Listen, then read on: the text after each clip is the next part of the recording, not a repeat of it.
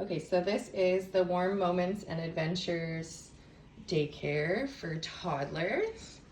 You'll see a solid, cleanable, kind of looks like a wood floor throughout, but there are carpets and things to break up the areas, but wood floor was kind of clean and kind of gave a nice look to the whole space. So this is the entryway. I will go this way so you can see it. So you do have cubbies over here for the kids to put their stuff. They can practice getting ready by themselves and kind of put their own stuff away, know where it's going.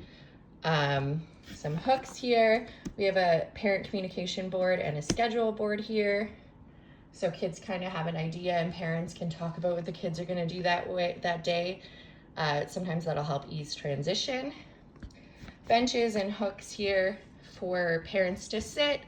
Toddlers aren't necessarily gonna always be comfortable leaving their parents for a whole day, so sometimes transitions can be tough or emotions will be high in the morning. So it's nice that parents can have a little space they can sit and take time, because sometimes it's hard for the parents to leave too. As we come into the room this way, we'll start with the dramatic play area over here. So here are some storage cubbies for educational supplies, any toys that are going to get rotated in and out. A big window here for some natural light. We do have a puppet and stage thing that can be used. You can use puppets that you have at the program, or kids can make their own, which is nice. I have a carpet for some dramatic play. In one way, it'll help avoid slipping and falling. In another sense, it'll help for like comfort if you're playing with toys or different dramatic play and the kids want to sit on the ground. We have a kid-sized play kitchen here. This is kind of where I envisioned costumes and some extra toys and stuff in here as well. The next section in kind of the active area is the music center. So here I have a little stereo, and then you can have a shelf here with some instruments that you can rotate in and out, so the kids can always have something a little different. You do want to make sure with toddlers you have enough instruments so they're not always arguing, but you want to have a variety. So this big carpet here would be the circle time carpet. Any big group activities, it's nice to have the big carpet. I do have these little circle seats that at toddlers' age, they can get their own seats. You can tell them to get ready in the circle. They'll generally like getting their seat and getting to pick where they sit. It's a nice way to close out an activity because you can have the toddlers put them away and then they kind of understand, all right, well, that activity's over, it's on to the next one. So the next space going this way are the Block and Building Center and the Math and Manipulation Center. They kind of lend each other well to each other because they can share things to build, they can share things to count. Like, it is very similar items, similar noise level, and they can share the table that's right there as well. Further this way, if you can see it, is the busy board that I talked about in my design plan.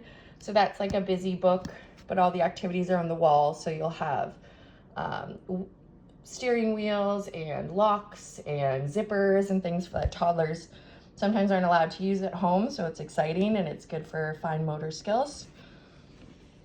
Going this way, we have the quiet area. So you have the tent, which is good for like self-regulation, and then there's a little movable bookshelf that comes with it, so the kids can go in the tent and read books if they want some quiet time. This is just a general bookshelf. Open-facing books can be put on that so the kids can see what their options are. These are some beanbag chairs, and then a literacy table for mark making and some like early letter tracing, and it's just nice to have that in the program so kids can see that it's important and it's fun to experiment even at an early age. And then going this way, this like sectioned off area is not the most exciting, but this would be where the cots are in the sleeping area. So it's a little separated, enough space for them to sleep for the kids that are napping. And it is near the quiet zone area, so kids that aren't napping kind of can have the expectation that they're in the area beside, and that educators don't have to be really far from all the kids at once. Right next door here, I'll go in, is the bathroom. So you do have the walk-up diaper changing table for toddlers, so the educators don't have to lift the toddlers up.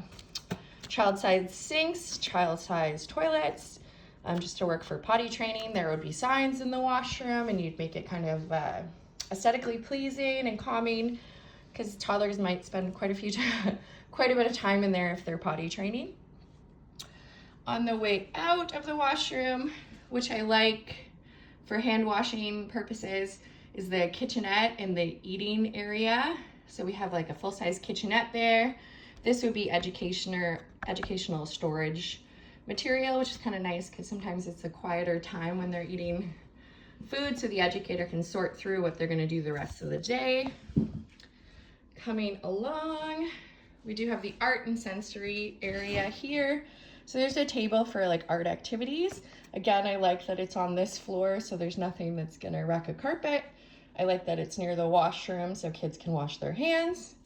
I have a sensory table, and then the four-sided easels so toddlers can kind of all work together and then look at each other's artwork, and they can all do it at the same time. Okay, so we will go to the outdoor area. So the outdoor space, sorry, it's a little shaded because I do have the canopy covering that area. So it's mostly grass. This flooring here are large stones. Circular path, all these black paths are the play safe flooring that I included in my outdoor plan. So when you walk into the entry space, I'm just gonna move the outside there. You do have some planter boxes. So we have planter boxes here. So you kind of have a nice walk-in space. You have a bit of nature as you come in. And then you have the stone path that kind of leads you into certain areas. Right on this side here is the quiet area. So we do have a quiet area tent. We have some outdoor pillows. Again, it's surrounded by bushes, and you have the garden that the kids can work with planting there. So it's kind of just like a quieter area, more natural, just so kids can self-regulate and take some alone time. Over here we have the circular path. Again, it's the play safe rubber flooring, which is easier for falling, good for cleaning. Some storage material in here. This, I talked about it in my outline, that I like the idea of this being in parking, like looking like a parking lot, so kids can clean up their own vehicles and feel like enticed to do that. Doesn't look presented in this, but it's kind of my idea. Beside the circular path, we do have this sandbox, and it has rimmed edges, just so none of the ride-on material and stuff from this can hit a kid who's trying to do sensory activities in the sandbox. I have a play kitchenette here for outside play. This is my little hose. So when the weather's nice, they can use water play, they can make mud, they can use water for anything in the kind of dramatic play outside area. We have a playhouse, which I mentioned in my outdoor plan, works for the winter too, as long as it's well taken care of. The little table for like pretending it's a restaurant or serving food or anything they want to do in the dramatic play area. This is my play structure I talked about briefly. So I have swings, I have 2 slides, not too high for toddlers, have some bouncing structures, have a climbing thing. Obviously it would have to have like a really good railing if it's off the ground even a little bit. And then a tunnel for kids to go through. I do have a bridge for kids to climb on, just kind of add a little different look in the space. And that goes into the canopy area. I don't know if you can see, it's a little. So this would be the more shaded activities during the summer. You'd have to take it out in the winter. I do have a outdoor sink so kids can wash their hands. A little bit of plants. I like that it's beside the art section, which I'm just about to get into, because you will need to wash your hands a lot in that center. So over here we do have a blackboard and a glass board, so you can use different types of paint. You can use chalk, you can use anything in the environment that you think might work. So I like that section. Tables here for snacks or art. As long as they're cleaned correctly, they could be used for either. Another sensory bin outside, which is nice. You can use leaves or grain or anything that you find outside, or if you just want to do water or sand, that works too.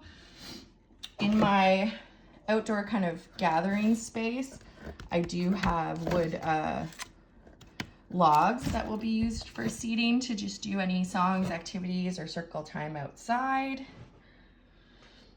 And that's my outdoor space. So both of the centers, I think, do provide a sense of belonging. I intend to have inclusive toys and materials and media. I did mention the parent communication board and schedule to kind of include everyone in their family in what's happening. Definitely include children's artwork on the walls or particular holidays that are important to people, just to give a sense of belonging to the children and their families. For the sense of well-being, I did try and be developmentally appropriate with the size of the play structure and what materials were offered. So I do think the children are safe. Both areas have a quiet area for self-regulation and some sensory toys, and areas where they can get away and be quiet, and areas where they can be louder. So that's really good for a kid's well-being. For engagement, for the how does learning happen, there's a lot of opportunity for child-led play. There's a lot of opportunity to rotate materials and use multiple senses. You have sensory tables inside and out, you have art inside and out, you have literature, you have tons of opportunity for kids really to do what they want and really engage themselves in how they would like to be engaged. And the last area would be expression. And again, I just mentioned it, there is art and music. I do talk about literacy. That could definitely include sign language and communication apps or whatever is needed. Just to ensure that any kid is able to express themselves and feel a part of the classroom, however they're most comfortable doing that. So I do think this program center does meet all the criteria for the How Does Learning Happen document for those reasons. Thanks so much. It's been a fun project.